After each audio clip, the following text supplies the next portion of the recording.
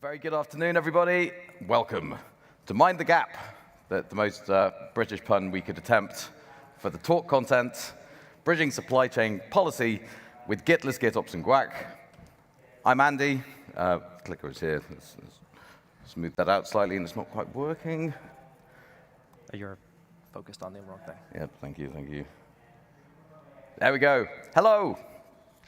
Despite the shaky start, I am, in fact, CEO at ControlPlane, co-chair in tag security.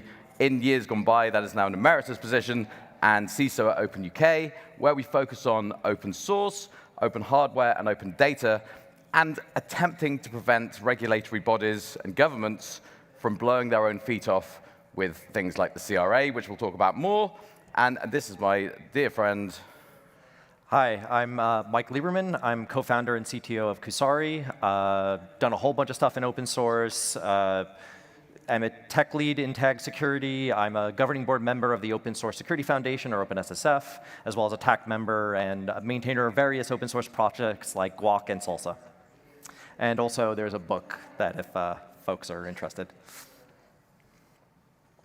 Right, so what are we going to talk about today? You may have heard of the Cyber Resilience Act. That will feature intermittently throughout.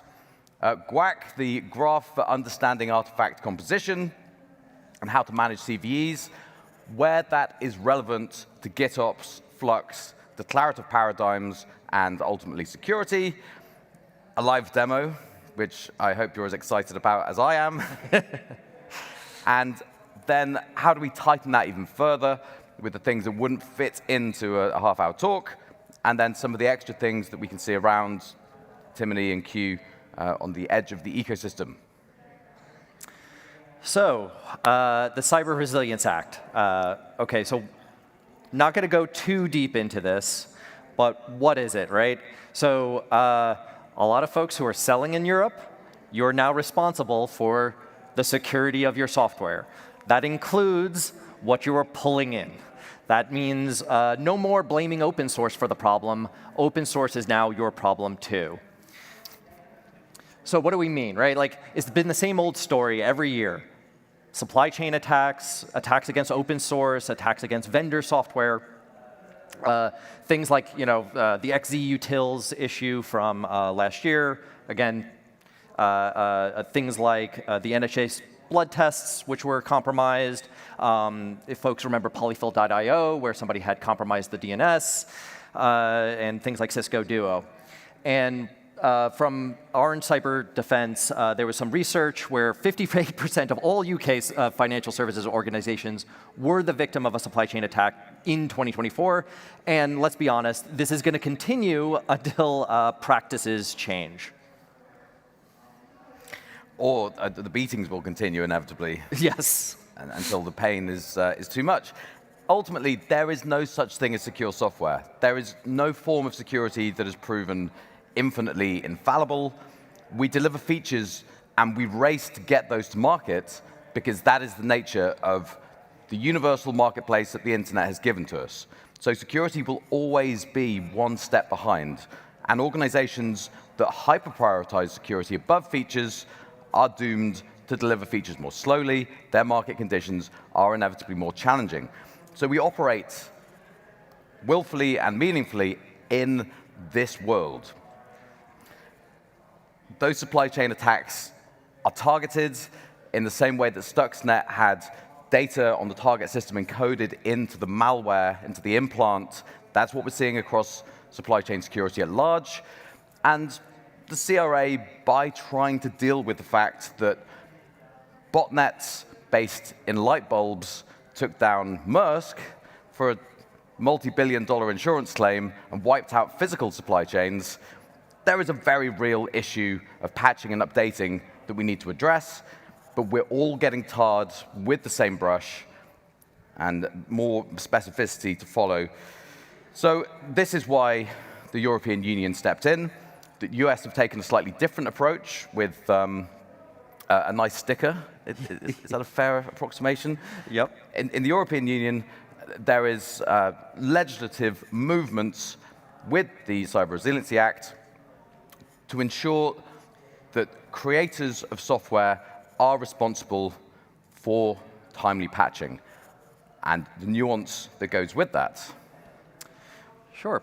So I won't go into too many details about the Cyber Resilience Act, but really it's about taking, again, the responsibility away from unpaid maintainers of open source software and placing them on the people who are actually selling the software.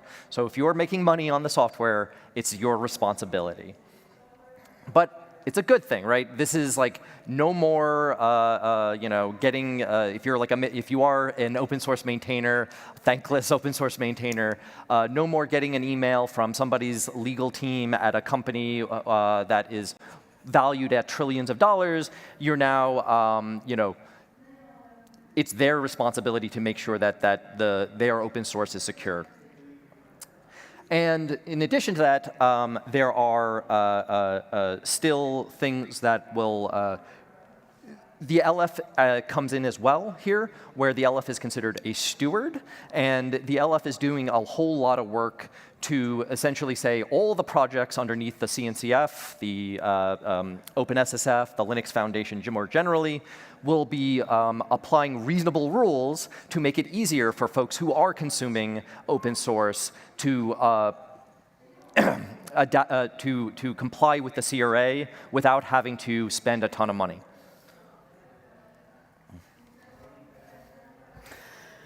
So, as we've said, security will always sit one step behind feature delivery.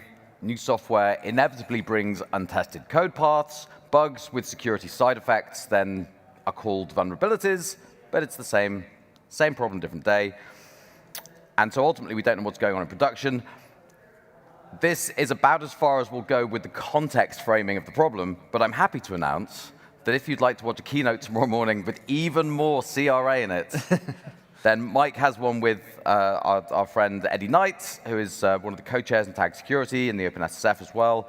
This is an emerging space. As a European open source software provider, Article 5, which we will be under the auspices of, includes a caveat that it will respond to market conditions and actual behavior after the implementation of the Act. The Linux Foundation legal team, the OpenSSF, Eclipse Foundation, Open UK, everybody is looking to respond to this. And yes, emerging, unknown, and often the fourth Rumsfeldian quadrant. Please do come and talk to us if this is a passion or a concern of yours. So, with that, what software is vulnerable? Let's talk about how we can actually concretely deal with these vulnerabilities when they arise. Legal issues aside, this is not legal advice. So what software is vulnerable? Well, which part of software is not vulnerable? One thing missing from this list, actually, is the AI-generated software that you just ship to production.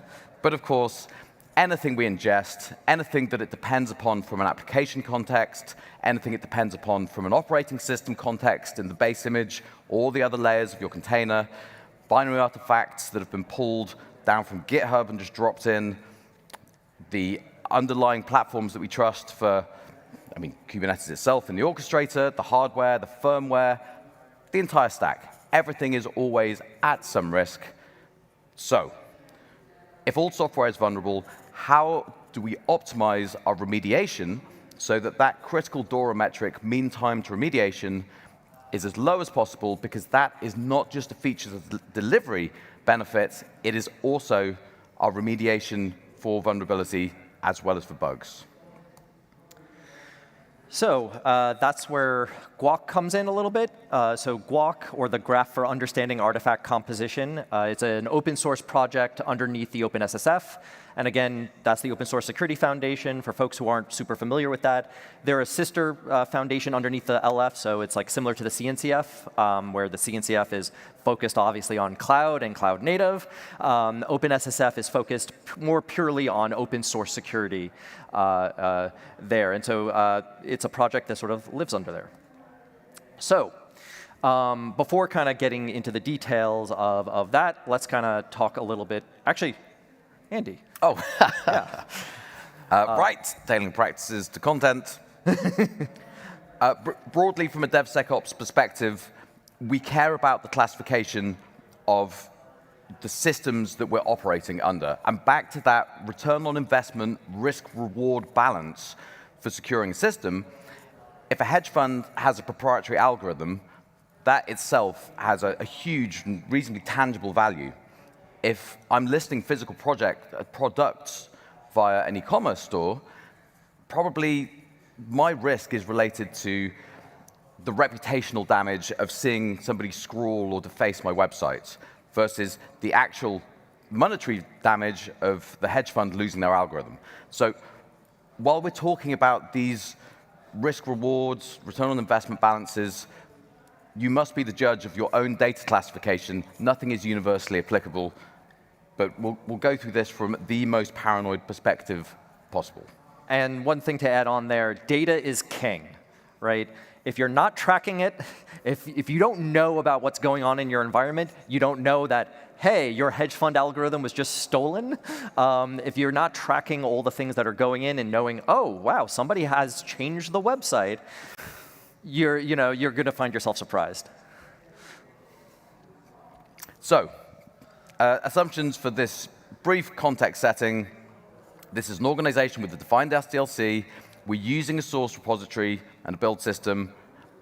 We're using GitOps because we approve of the inversion of control and the removal of secrets. So instead of pushing directly to production, we're going through an indirect measure, which is pushing to a append-only system of record, which essentially in this case is a non-force pushable Git log. You could also use something like Recor. This is also what blockchain is supposed to be for, but it's just a Merkle tree. So those are the basics. And then what do we care about when we're pulling in dependencies that we're defining into those artifacts? Yeah, so how many folks here have done curl, pipe, bash? Or sh, whatever, right? Most of us, right? That's not a great practice, especially into production systems or into systems that are part of your SDLC. What we should be doing, right, is we should be verifying the provenance of that software. Did it come from the maintainers I expected it to come from, or is it a typo squad? Did it come from the maintainers, or did somebody actually compromise their source or build, right? This is where things like Sigstore and Tough come into play and make it very easy. And support for some of these things are now in NPM, they're in Homebrew. There's discussions to add them to multiple other package repositories like Maven and PyPI. And for folks who are familiar with Salsa, which is a build framework, a secure build framework, definitely do that. And that's also supported in NPM and Homebrew. And if you're not doing those things, hey, build from source, verify through other mechanisms like was the software signed by the right parties, and use other build systems like Bazel, use trusted packages from a vendor, and use things like Nix. SBOM is not a four-letter word, okay? A lot of folks, there's a lot of FUD around SBOMs. Right? SBOMs are just a means to an end, right? It's, for folks who are not familiar, it's software bill of materials. It's just a way of, an ecosystem-agnostic way of describing the composition of your software, the metadata about your software, and that sort of thing, right? And also, as a lot of folks who are currently just using it for purely compliance reasons, SBOMs are mostly useless if they just sort of sit in a network share and that's it. You should be doing things with it. Right? You can analyze them, you can, and we'll talk about that in a second here. But at the same time, whoops, I forgot a few words at the end there. SBOM is not a panacea. SBOMs are not enough, and also don't overload them. Way too many folks are putting like whatever metadata they can possibly imagine inside an SBOM. At that point, it no longer becomes a standardized format, right? You just have a ton of data that is hard to understand what's in, what is this thing even describing, right? But we can kind of put these things together and make it easy to help with the supply chain security here. So,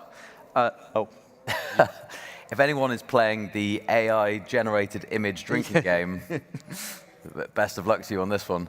Yes. Right. When we're talking about the CRA, one of these questions is the build system secure? Are we going to get solar winded?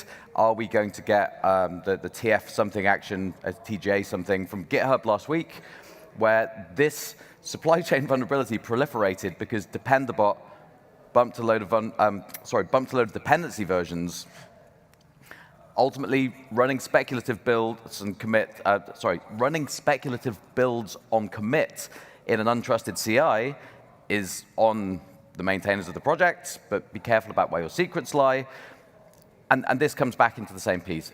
When people are providing software to an organization, how do they self-certify that they are above the bar of reasonable industry best practice? So we have SALSA, which is about attestation levels. We're just going to save the metadata for our build stages in case we need to query the data lake and prove post-vulnerability or post-exploit that something was actually done to a standard. Scorecards from the OpenSSF, which is, again, partially self-attested. There's also security baseline from the OpenSSF. In Toto is a project very dear to my heart that deals with those interstitial build step signing. So what came in, what transforms, what came out. That is GPG signed with hashes. Very simple, but brutally effective. There's nowhere to hide. The point being, for CRA self-attestation, those security scorecard, security baseline, these build hygiene practices are the level of detail that the Linux Foundation and the organizations we're involved in is proposing to the European Union as a valid baseline for security for a project. Remains to be seen whether or not that stands up to legal interrogation, for which I hope I'm not individually involved. But nevertheless, as Mike says, we can also rebuild from scratch if we really don't trust, and then we're into hermetic builds and essentially keeping everything as far from pulling things dynamically from the internet, curl to bash, add, and copy. And with that, what's the solution, Mike, I hear you ask? GUAC, and I'll try and go quickly here so we can kind of get into a demo where we show some of this off. Oh, thank you so much. Thank you. So what is GUAC? So again, GUAC it's a backronym for the Graph for Understanding Artifact Composition. Really, at a high level, all we're doing is we're just sort of ingesting all this data about your software supply chain, so things like software bill of materials, VEX documents, scorecard, SALSA data. We're correlating it with upstream stuff like things like clearly defined for license information, which is an OSI project, OSV for vulnerability information, and then that allows you to then have a whole database you can query about stuff like, hey, where does this vulnerability live? Does it impact one project or 100? So this is a little bit of a more deeper dive in there. But pretty much at a very, very high level, you should be looking at using something like GUAC, looking at taking an inventory of your software on an ongoing basis. Don't just take a snapshot of an SBOM, throw it in a bucket, never look at it again. Correlate it with stuff like your runtime information. Use various open source projects like Kubescape and those sorts of things.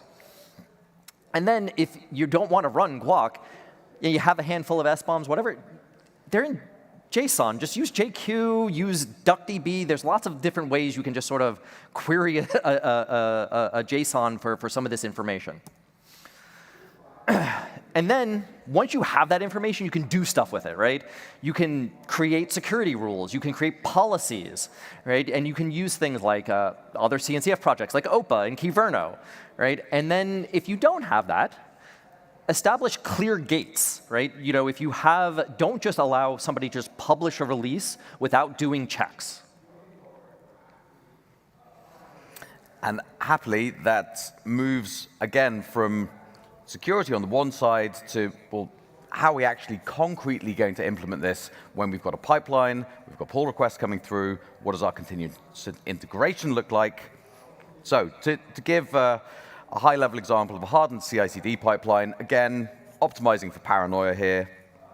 a reference supply chain. So we generate our software bill of materials. That is like software composition analysis, which we do to scan all our dependencies for CVEs, except for we're doing this ourselves. SBOMs can be generated at multiple phases of the build process, of the ingestion process. Never trust an SBOM fully without re-verifying it, because somebody could then be bypassing your software security scanning. Vex documents, vulnerability, exploitability, exchange. It's taken me years to get my tongue around that twister.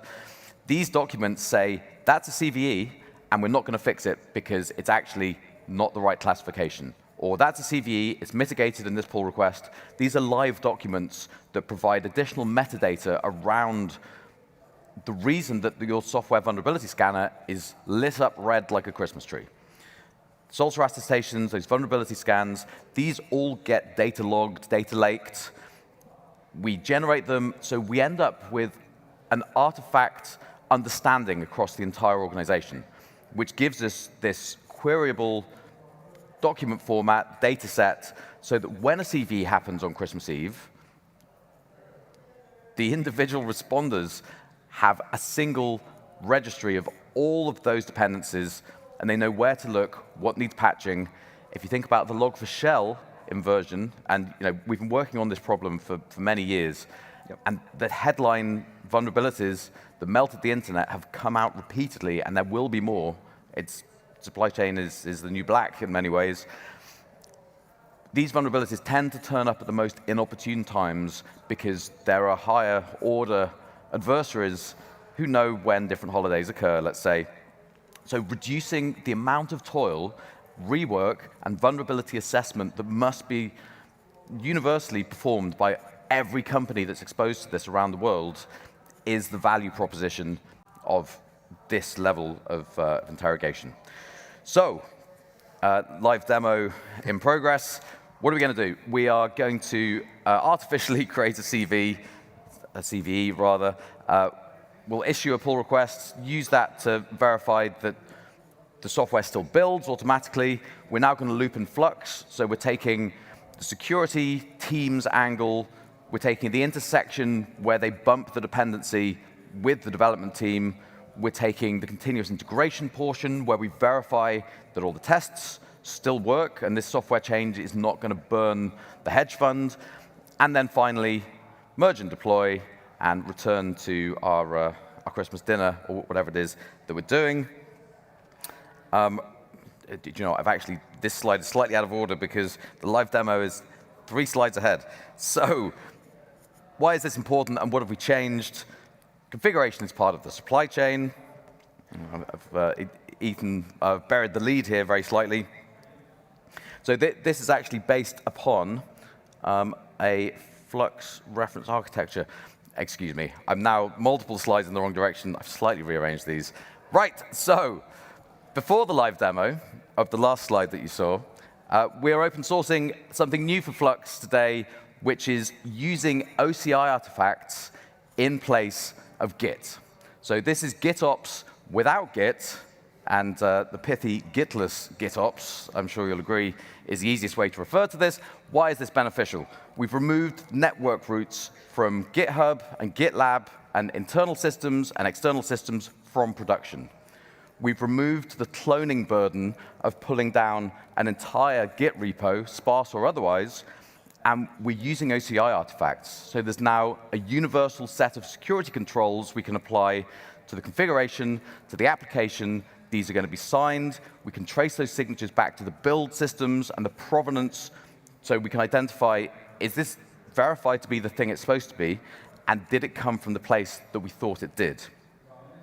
There's a whole host of all sorts of things that we've open sourced as part of it. It's up there on the ControlPlane website. We've also got cluster sync for workload identity. We have got recursive bootstrap, so one command will boot a management cluster, a hub and spoke cluster, or hub and spoke members, and then shards, arbitrarily complex, air-gapped, hundreds and hundreds of clusters can be deployed from one place, and all sorts of quality of life enhancements for administrators of very large clusters. We've also integrated the common expression language. Kubernetes now supports admission control. Kyverno is another instance of a tool that does this. Common expression language is another way of low-level interrogation of metadata in policy. It's awesome. I'm super stoked that it's landed in Kubernetes. We now support that in Flux as well. So what does that mean? It means you deploy a cluster, you drop cluster admin, inside a threat, somebody gets access to your Git repo, which is going to get bundled up into an OCI artifact. That gets pulled by the cluster. They've tried to escalate to cluster admin. Secondary cell policy says there's no more cluster admin available in this namespace. We're already deployed. And way more than one slide can fit, the multi-tenancy lockdown extensions of that. So universal control, et cetera, plenty more in the blog post. And as always, Stefan and the team have put an incredible amount of documentation together beforehand. Plenty more is available. Go to the demo. And we're racing through to the demo. We'll put these slides up for posterity. Problem space, supply chain, everything's terrible. This is one way to fix it. That's the slide that I was looking for. Right. Please bear with me. Yep. You got to just escape out of the... Yeah, let's kill this guy.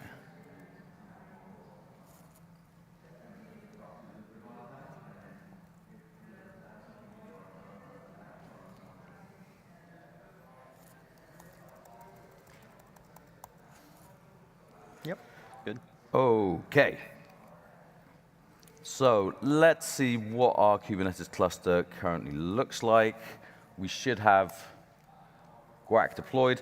The Wi-Fi here has been notoriously flaky, so crash loop back off on the certifier. Wonderful. OK, so we have, with a couple of exceptions, GUAC running on a cluster. Let's have a look at what we have running. We've got a customization here, and what apps are we running there? Great. OK, so we can see that we're running a pod info binary here, or a chart, rather. So this is the application that currently has no CVEs, and we will artificially introduce a CVE2 and show you the remediation process and how that works. So digging in to see what that looks like. We haven't done it yet. Right, so we are up and running there. OK, and we'll just pop briefly into the repository here to see if that's going to work. Full screen. Nope.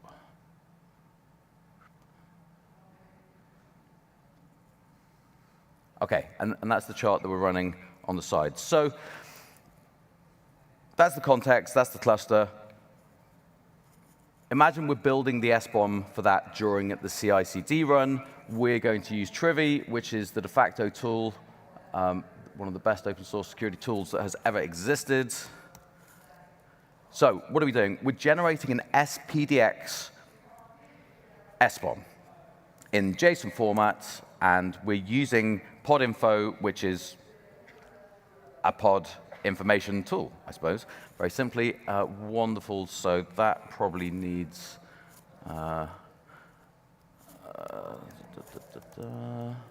Stefan's name in front of it. There we go. OK, so now we've got pod info. Right, so very simple SBOM. This is a load of vectors and relationships between things. There's the fundamental supply chain security artifact, if you like. So we could now run a vulnerability scan or let GUAC do it for us and build the graph. So we will use GUAC to upload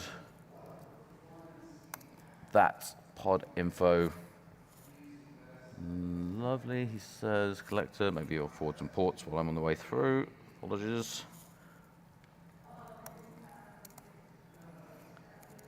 OK.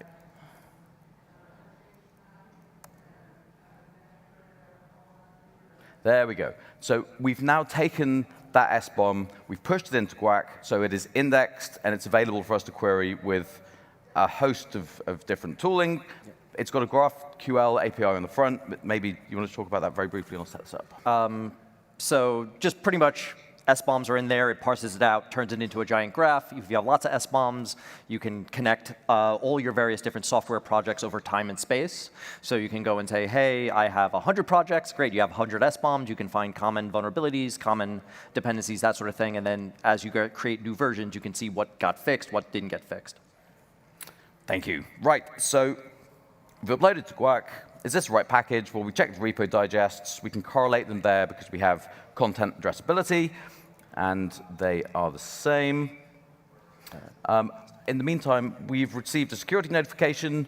We know that there's a vulnerability here, so we are going to search with Trivy through the podinfo SBOM for Viper. Now, Viper is an incredible piece of software. What am I doing there? I should have put Stefan's name in front of all of his images. Apologies. Oh, we're past time. OK. OK, so we can see that Viper is being used as a dependency for this application. And that fear is what we can use GUAC to verify across the entire estate. So instead of doing that on a case-by-case basis for each image, we can use GUAC to get an error for all connections, but to scrape everything that we've ingested. And then here, we will mark the package as malicious.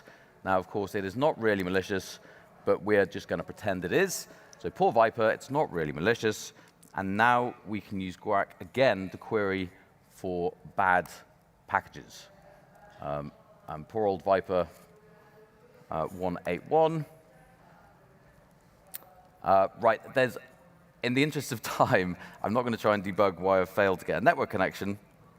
But running through with this, so what happens next? This vulnerability then triggers Dependabot. There is a PR coming through, which would be, for example, on this repo, he says, very quickly. That PR is then speculatively merged. We can then run our tests to ensure that we don't break our production environment and merge with a human in the loop with a signature so we can verify that we have not broken the things. That broadly is the demo. I realize we are running a little bit closer to time than we should have been. So with that, we're summarizing very quickly. He says, able to click on it. Common expression language is amazing. These slides will be available. It's native for admission control for Kubernetes and for Flux. Multi-tenant policies, there's a load of escalation prevention and multi-tenant compassionate tooling that we've added. Timony is a whole new world where Q is used for non-Turing complete Helm charts, so you can reason about what you deploy beforehand. And thank you very much for your extended attention.